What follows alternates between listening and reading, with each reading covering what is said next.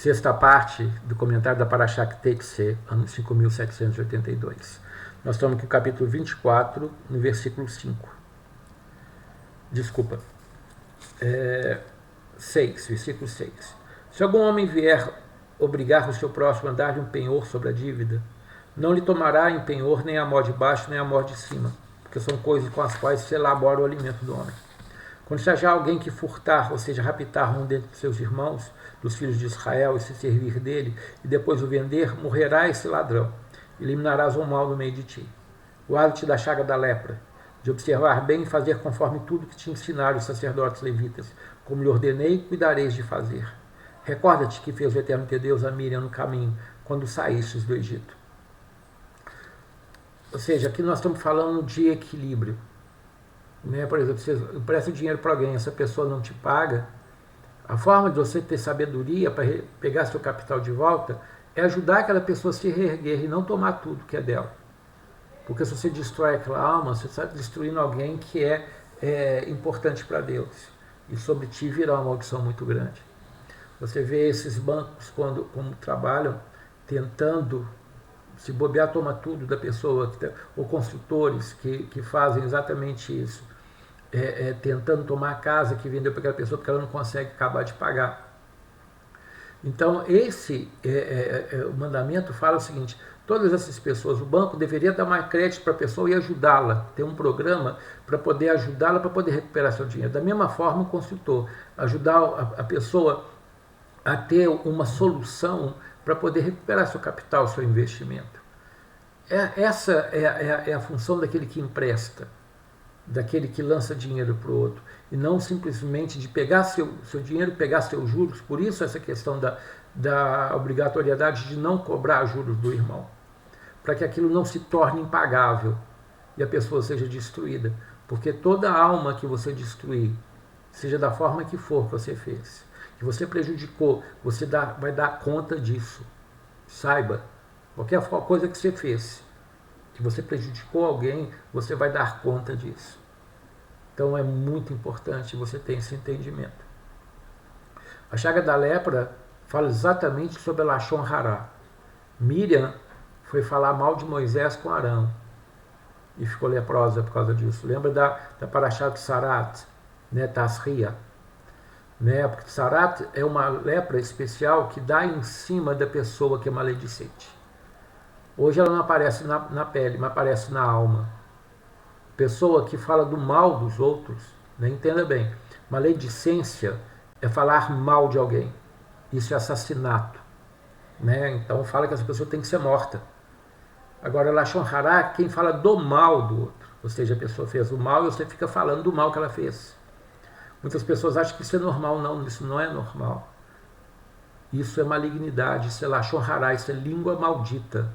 E a pessoa fica leprosa por causa disso. Ela fica presa àquela situação, ela fica presa a esses comentários e vai afundando e afundando cada vez mais até a sua vida ser destruída, ser rejeitada pelos outros. E mesmo quem faz o mal, se você vai falar daquele que faz esse tipo de mal, você também está praticando Lashon Hará. Por isso nós temos que esquecer. Viu o mal, você pode conversar com a pessoa que fez o mal, falar: fulano, não faça isso por causa disso, disso e disso. Mas nunca ficar falando para o outro do que o outro está fazendo. Nunca. Mesmo que o o outro faz é muito errado. 10. Quando emprestares alguma coisa ao teu próximo... Desculpa. Não, é isso mesmo. Quando emprestares alguma coisa ao teu próximo, não entrarás em sua casa para lhe tornar um seu penhor. Do lado de fora ficarás, e o homem do qual tens a ver te trará para fora o penhor. E se ele for homem pobre, não passarás a noite com seu penhor. Restituir-lhes-á o penhor ao pôr do sol, para que durma na sua roupa e te abençoe.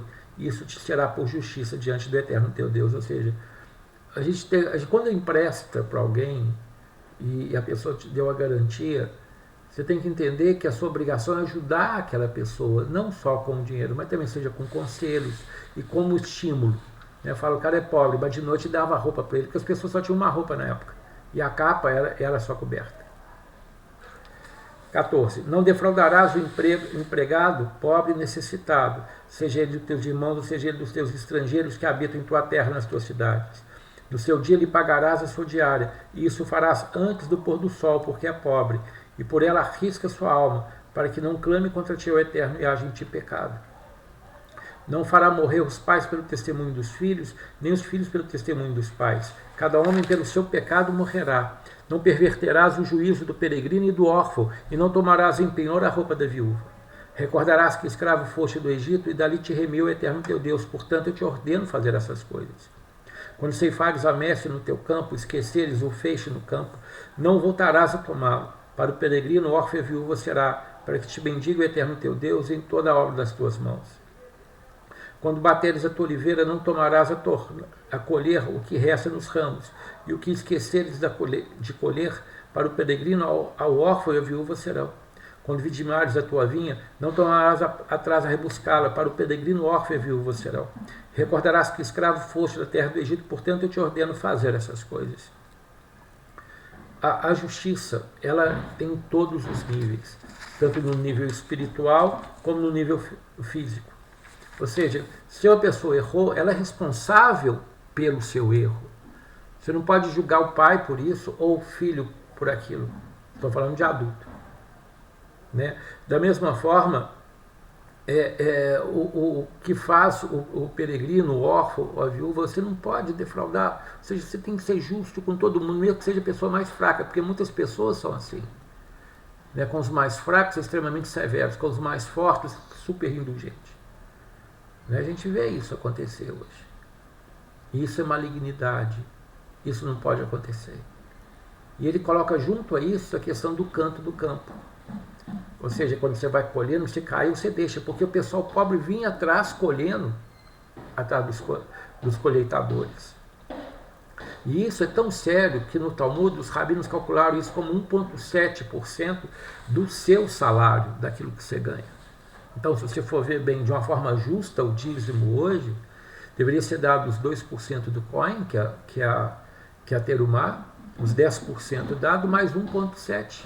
Então, ou seja, o dízimo correto seria 13,7%. Você não quer reconhecer a terumá, mas não seria nunca 10%, seria 11,7%.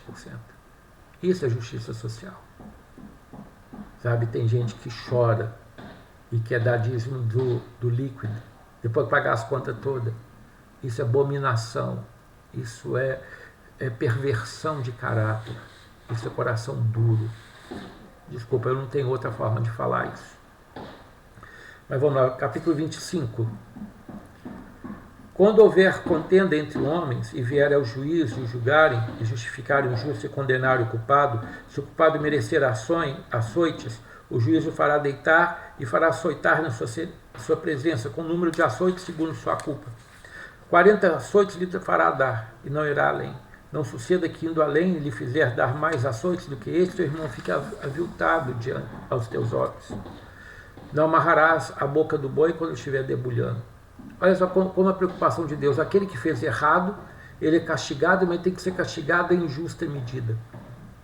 Tanto que nessa época eles contavam e deixavam uma sem dar, com medo de traspassar.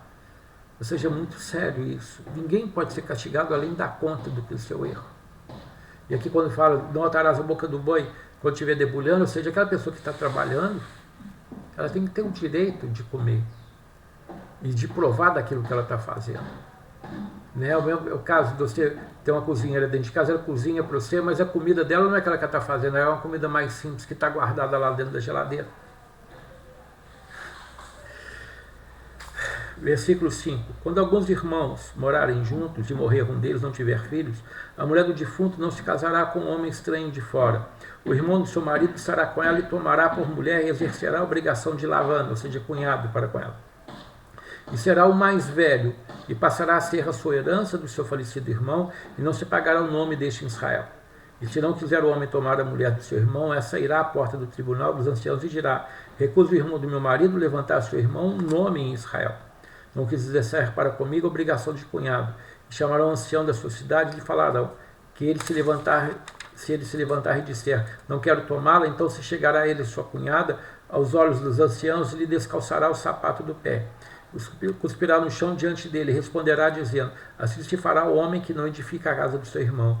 E dirá todo Israel naquele ato, Halutz Hanal, o descalçado do sapato. Quando brigarem homens entre si, um homem contra o seu companheiro, se chegar a mulher de um para salvar o seu marido da mão daquele que o fere, e ela estender a mão e pegar pelas suas vergonhas, far-lhe-ás pagar com dinheiro a vergonha que lhe causou. O teu olho não terá piedade dela. Não terá no teu bolso pesos diversos, um grande e um pequeno.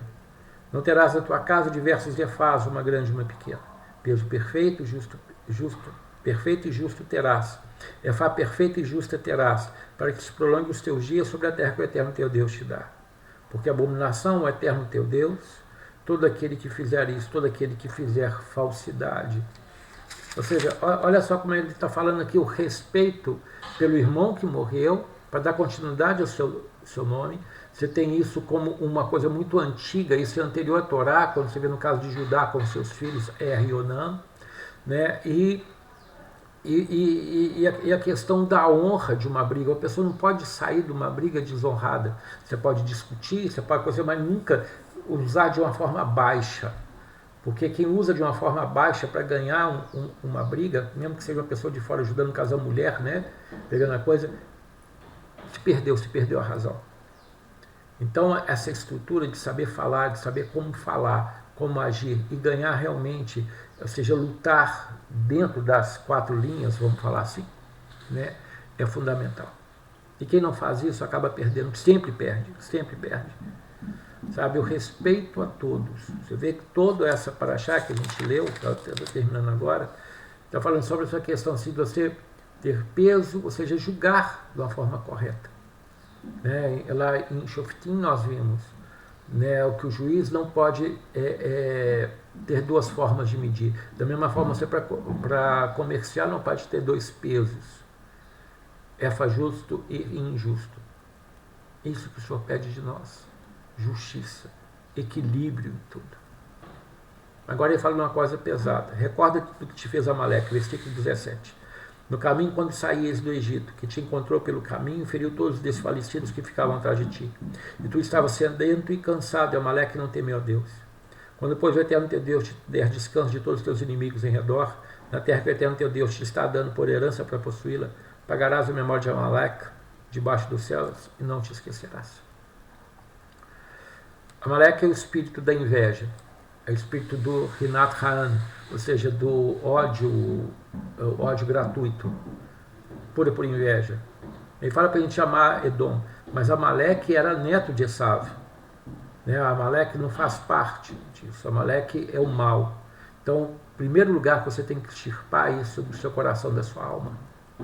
Toda inveja, todo ódio gratuito que você tem por uma pessoa tem que ser arrancado fora do seu coração, fora da sua alma. Por isso que nós devemos amar a Deus acima de todas as coisas, teu próximo como a ti mesmo. Quando a gente faz assim, a gente consegue chegar a um nível mais elevado. Veja, algum desses mandamentos tem que ser abolido. Algum desses mandamentos não reflete graça. Essa é a minha grande preocupação. Quando eu converso com pessoas, falam assim, eu não tenho que seguir os mandamentos de Deus, eu estou na graça.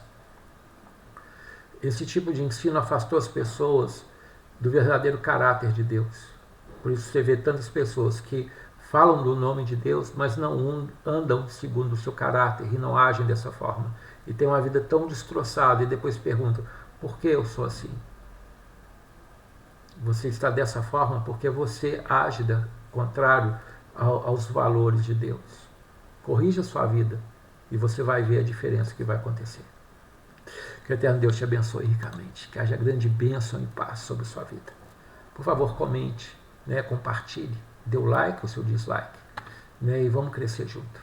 Que o eterno Deus te abençoe ricamente. Shabbat Shalom.